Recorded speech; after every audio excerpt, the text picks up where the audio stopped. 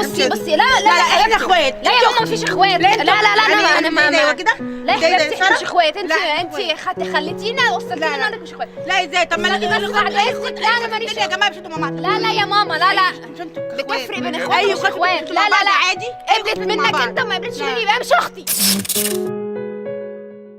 صباح الخير عليكم يا جماعه، ازيكم عاملين ايه؟ وحشتوني جدا.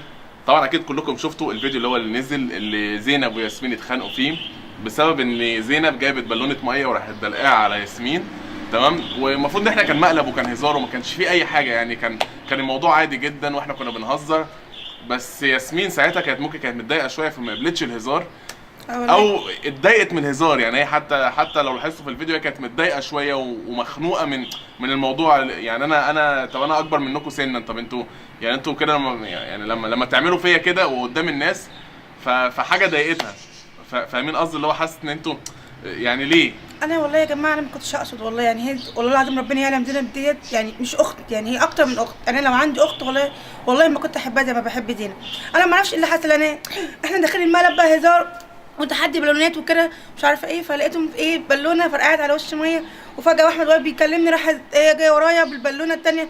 وطبعا يا جماعه انتوا عارفين والله العظيم الجو برد جدا جدا وانا داخل عليا دور برد، فما استحملتش. يعني انا والله كنت حطيت هدوم قدام كانت هتشر الميه، هدومي كلها اتبلت وكده كنت بترعش، فعشان كده اتعصبت واتنرفزت. يمكن كنت متضايقه يمكن كنت تعبانه، فانا والله ما كنتش قصدي ابدا ان انا ازعلها او اضايقها، لان دي بنت اخت واكتر من اخت والله العظيم. واحنا والله في البيت هنا اخوات، يعني ربنا يعلم. وسامحيني يا زينب وما تزعليش مني، وانت عارفه غلاوتك عندي قد ايه يا حبيبتي. فاللي احنا ناويين نعمله النهارده يا جماعه ان المفروض ياسمين حست ان هي يعني كان رد فعلها على زينب كان قوي شويه، ما كانش يستاهل كل دوت. يعني احنا كنا بنهزر وكان مقلب وكان عادي جدا، فحس ان الموضوع ما كانش يستاهل ان هي تزعق جامد وتتخانق معاها. المفروض يا جماعه ان ياسمين النهارده هتصالح زينب، قررت خلاص ان هي تصالحها. حاسه ان هي افورت شويه في الموضوع امبارح وان الموضوع ما كانش مستاهل كل دوت، فقررت النهارده تصالحها. فالمفروض ان انا هكلم زينب، والمفروض زينب امبارح مشيت راحت عند امها. تمام. وهي قالت لي يعني بص انا سيبني بس اروح اقعد هناك يومين هدي نفسي شويه. قلت لها مفيش مشكله روحي وعادي. تمام. فهكلمها النهارده كان نازلين عادي، اقول لها تعالي انزلي هنروح مشوار او هنخرج او هنعمل اي حاجه، وابقى جايب ياسمين معايا وزينب هتيجي. ولما زينب تيجي وتلاقي ياسمين معايا، ياسمين بقى تبتدي تصالحها وتبتدي تطيب خاطرها وان هي ما كانتش تقصد، وتبتدي بقى تتكلم معاها بقى اخوات مع بعض بقى يتكلموا مع بعض ويحاولوا يعني يهدوا الدنيا شويه وخلاص. موضوع الخناقه دوت هينتهي ان شاء الله النهارده في الفيديو دوت ان شاء الله باذن الله. لا احنا اخوات والله العظيم. وعمر يعني ماشي اي اخوات طبيعيين في الدنيا بيتخانقوا بيشدوا.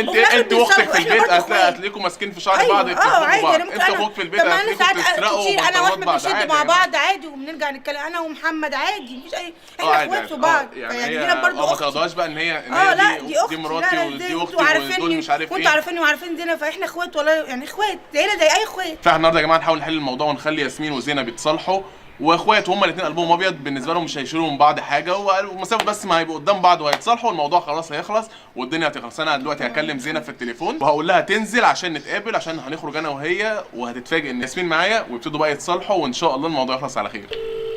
انا بتصل بزينب يا جماعه دلوقتي، يا رب بس ما تكونش نايمه وترد عليا بسرعه. يعني بصوا في ثانيه قدرت تبات من غيري عادي خالص. لا كنت وحش من غيرها. الو يا زوزي. ايه يا احمد عامل ايه؟ الحمد لله. عامله ايه؟ تمام الحمد لله. واخبار لولي ايه؟ كويسه الحمد لله. نايمه. انت اصلا صاحيه ولا انت صحيتي يعني من النوم، ولا انت كنت نايمه، ولا انت كنت بتعملي ايه دلوقتي؟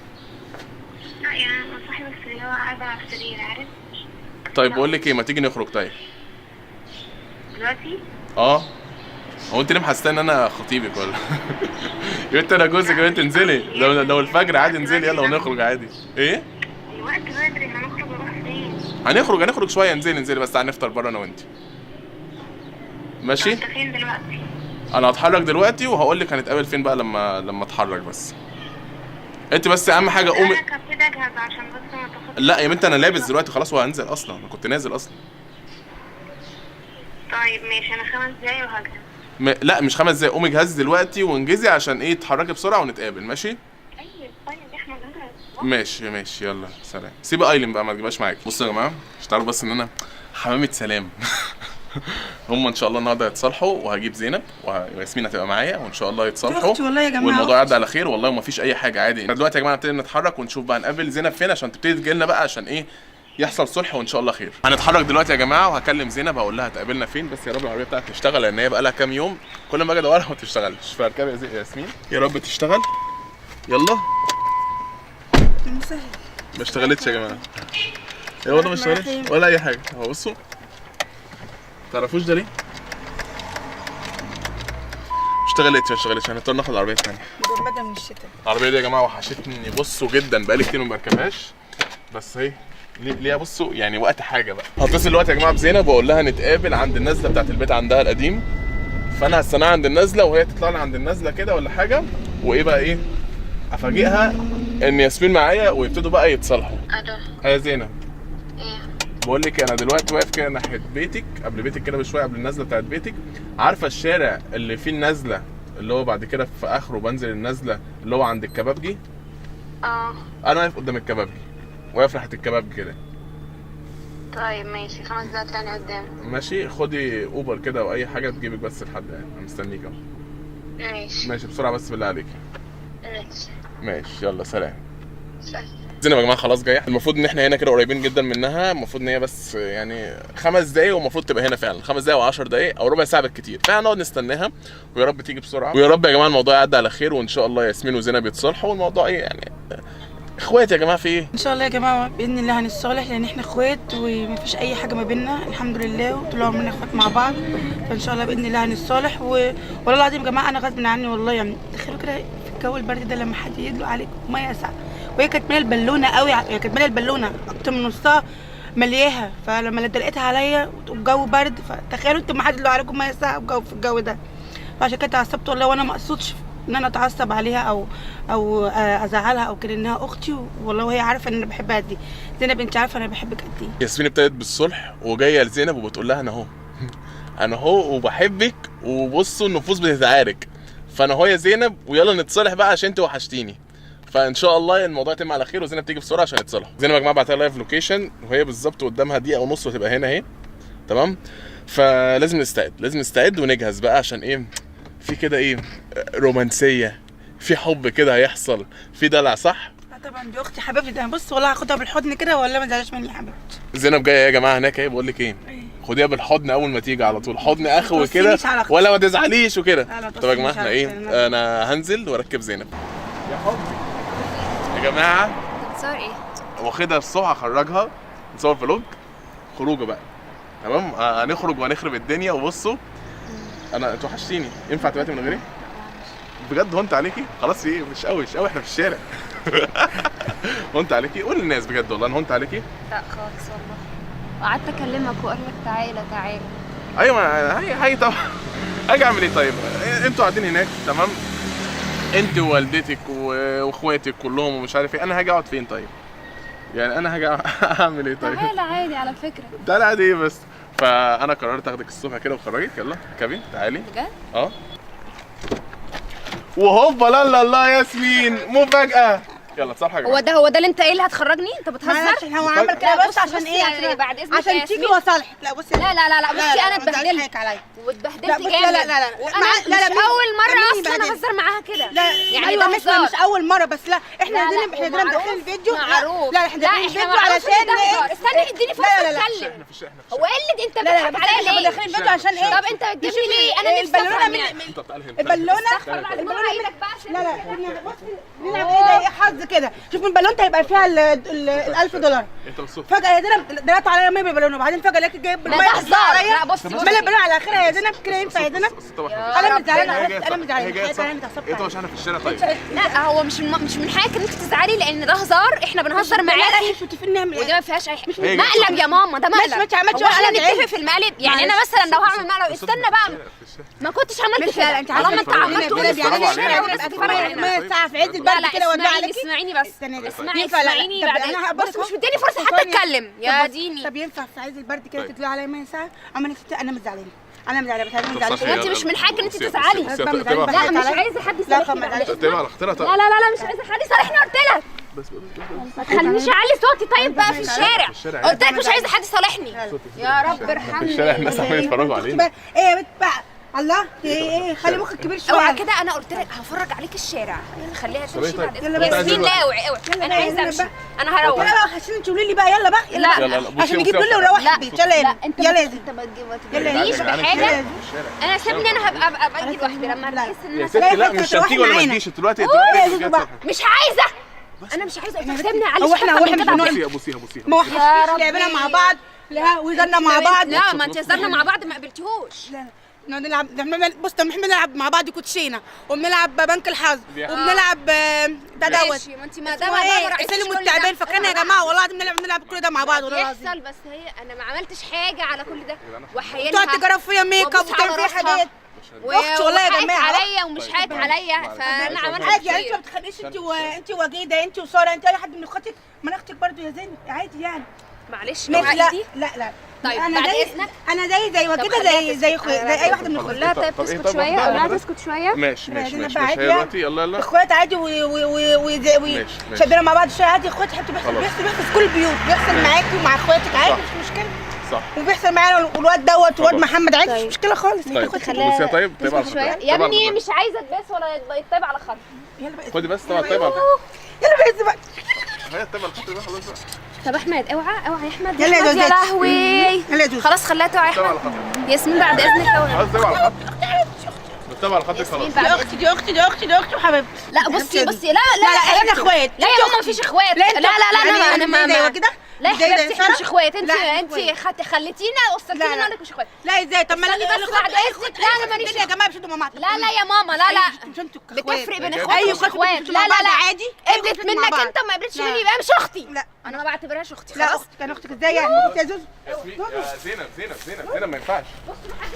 طب انت بصي والله بتصحي طيب خلاص بقى انت عايز تمشي ليه طيب؟ لا انا معلش سيبني انا يومين متضايقه. اوعي يا ياسمين اوعي بعد اذنك. احنا قلت لك اوعي بقى. الله يا زينب احنا اخوات يا زينب يا زوزو. والله يا جماعه بصوا انا حاولت اصلح ما بينهم بس مش عارف يعني الموضوع مش مستاهل كل ده. وزينب اتعصبت ما ياخد في الدنيا يا جماعه بيشدوا مع بعض عادي. خلاص لا يا احمد بص انا عماله ابص فيها وصالح فيها. هي اللي بدات من الاول وانا غصب عني.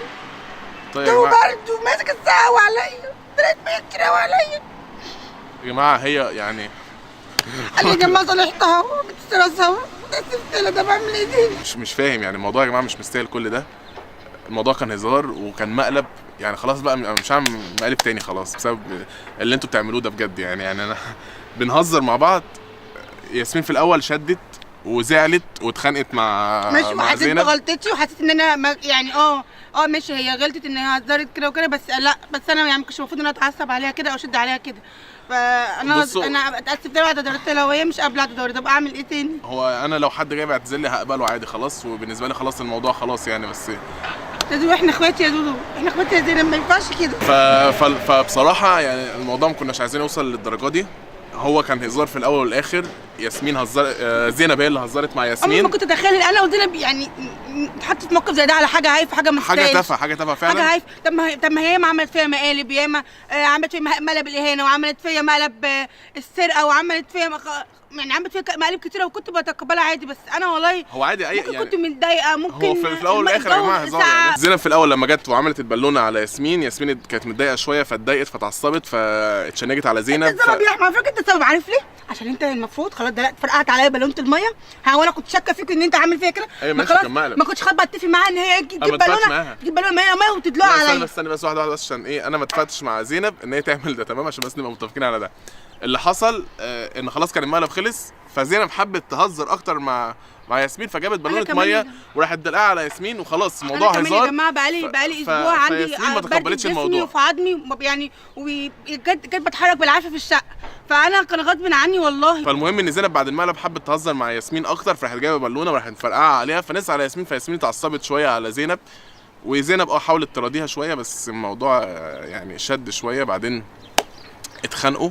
بعد ما اتخانقوا فاحنا يعني انا لقيت ان الموضوع ما ينفعش وكده. يعني زي لما كنا في البيت، هي زينب ما مشيتش، هي جت قالت لي بص انا هروح اقعد بس، يعني هي مش الاول خدت بعضها رحت جبتها، بعد كده قالت لي انا اروح بس اقعد يومين عند والدتي اهدى شويه والموضوع تهدى والدنيا تهدى. قلت خلاص ماشي مفيش مشكله، وعملت في حسابي خلاص روح عند والدتك النهارده وبكره. قلت في حسابي انا بقى في دماغي ابقى اجيب ياسمين واخليها تيجي تعتذر لها والموضوع ايه يعني خلاص يخلص.